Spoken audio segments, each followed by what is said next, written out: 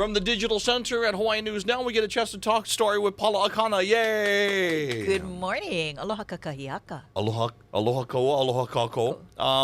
Let's talk about the Iolani Palace, and you have something new that is coming up. It's called Aina Sundays. You had Aina Sundays before, right? We did have aina Sundays before the pandemic for many, many years, but it's coming back bigger and better. Previous to the pandemic, once a month, aina Hawaii residents would come in and go through the palace for free. Non-aina visitors would pay. This time during the pandemic, people said they missed aina Sundays, and we missed doing it as well. But we realized that we offered you a tour. It was pretty much free. That was kind of hard on the business. And then the pandemic came and showed how vulnerable as a nonprofit we were. So as we dreamt about bringing aina Sunday back, we kind of reached out to see if there would anybody who would like to sponsor and partner with us on it. And American Savings Bank, ASB Hawaii, came in as our sponsor for this first 6 months of aina Sundays. And really bigger and better than ever, because it's not only tours, but it's really a day at Iolani Palace. There'll be entertainment, there's music, ASB is bringing in food vendors. Wow. So it's going to be a fun day. You know, you can come in, tour, and just hang out. So very different from what it used to be before. Very different. And our first one is coming up on March 12th. We're trying to aim for second Sunday of every month. It's not really going to happen because we have Easter Sunday coming up. We have Mother's Day coming up. So we kind of moved it around. So you need to check out our website at iolanipalace.org. But the first one is March 12th. Gates will open at 9 o'clock. It is a little different because gates open at 9 o'clock.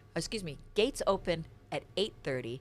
Tickets, the first tour goes in at 9. It's first come, first serve as you come through that gate. Oh, okay, so you don't make reservations. Don't make any reservations for this. Okay. It's giving everybody a chance to get there and do that. You know, not everybody has a computer, right? So the gates open up at 8:30. Line up, get your tickets, and then we go from there. We have Kuana Torres Kahele, who will be entertaining on this first aina Sunday. We also have the Royal Hawaiian Band that's going to make an appearance at aina Sunday as well. Wow. So really excited. And then there's great fun stuff for the kids. We have a new director of learning engagement, Anu Kaneali'i, and she's been with us for about a year, about 3/4 of a year. And so she's put together some really fun things for the kids. Our theme, and we'll have a theme every month, is kalo. Oh, for the first one. For this first one. Okay. And so we're trying to bring in Hawaiian themes and to kind of build from there. It matches with American Savings Bank, and that That's wasn't right. even meant That's to their be, logo. but it was meant to be. But we'll have, coloring and storytelling and activities for the keiki, so they learn, and not only the keiki, but for the family, to learn about the significance of the kalo plant to Hawaiians. Not only as something for all of us to eat, but really as part of our ohana. And so we'll have that. We have book reading and storytelling for kids. We'll have games. And then we have a fun game, which is kind of hide and seek. Well, not hide and seek, but the kids will have to search around when they go on tour in the palace. Oh, I know what you're talking about. It's what is it called? I can't even think of it right now. I can't even think of it either. But it's where you're given a list and you have to go find the different things. And so you're gonna have to find the kalo because there are kalakaua designed kalo everywhere in that palace, and so it'll be a fun time for the kids to take a look and see what they can find as they go on that tour with their parents. Okay. Now, the palace has changed from the pandemic time. Pre-pandemic, you had a chance to kind of reset. You've had some time to do things there in the palace. What can people expect now that maybe they didn't see before? I didn't have the opportunity to do before. Pandemic really gave a lot of organizations a time to hit that reset button and maybe to pivot on how they were doing everything. And what it gave us time to do was to explore other ways of telling more stories about our ali'i and about Hawaii and about our Hawaiian kingdom. And so our docents are awesome. They take this class from our incredible historian Zita Kupchoy, and it's about a 12-week class, once a week, just to learn the history of the palace and the history of our li'i. And she knows it. And she knows it. She's like the walking encyclopedia. I learn from her every single day. But so the docents go through this program, and then they become docents, but there's so much that they learn, or so much that they continue to learn, that's not in their tours. So we've offered these specialty tours. It's like 4 to 6 people. They are a higher priced tour, but it's less footprint on the palace, which I think is a really good thing. But it's really interesting. There's a fashion tour that talks about our li'i, who were very fashion forward.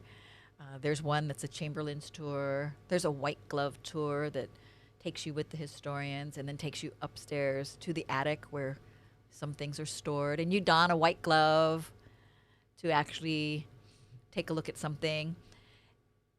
And it's just really exciting. When we launched, that was the first tour we launched. And it was interesting to see who came out for it. And it ended up being a lot of Hawaii kupuna who were purchasing it when their grandchildren were going off to college. And they basically, and it kind of brings tears to your eyes, because they said, we want them to know the parts of Hawaii and to see it close up so they don't forget when they go away. And so that was really nice. So we've pivoted to these wonderful tours. When you come into the palace, you'll see things if you haven't been there in a while, you'll see new clothing. We have the coronation gown of Iolani. We have the coronation suit of Kalakaua. We have his Masonic apron. It's in his study, in his library, and you think that's him standing there. And so there's a lot of neat things that are going on. We're also working on a really ambitious basement gallery expansion, which won't be open for 2 more years, but that's ongoing. And when that opens, it's going to be a real interesting way of sharing Hawaii's history through the lens of our lahui. I know that when we've talked before, there's been, you had worry about financing, and has the community stepped in? Have you been doing a lot more partnering? I tell you, when I had come in July of 2019, and then the pandemic hit like 7 or 8 months later, 7 months later, we started seeing like there's something going on, and a few less people are coming. Is this going to get bad? Right? And we had already started, sanitizing everything and so forth. And then the pandemic hit, and that's when I realized that we were a really vulnerable organization. Leading up to that, all of the money earned, which came from ticket sales and from memberships and donations, went to do not only pay the bills, pay the staff, but to do the restoration work. And I truly believe that DLNR, which is our landlord, was never really brought to the table to get involved in that. So all the money went to doing things that I think perhaps our state partners would have taken care of. We were in a really bad state when the pandemic hit, and when we reopened, we were not sure if we were going to stay open.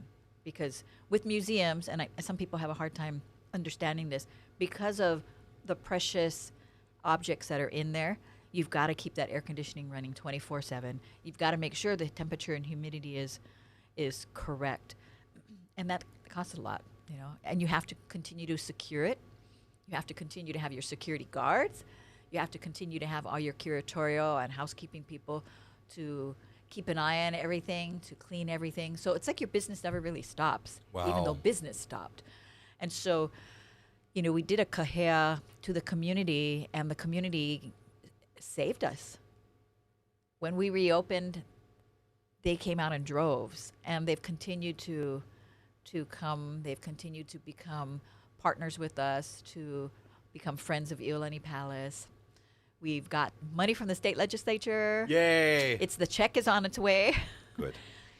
They had given us operating funds that ended in 1998. And so this is really the first time since 1998 that we've actually received funding to help us to operate. Wow. And so we look forward to that in the future. Governor Green has been a big supporter of not only us at Iolani Palace, but Bishop Museum as well, as two cultural, really important cultural places that need to be saved. And especially with the palace, because it is state owned. It's a state park. It's a monument similar to Diamond Head.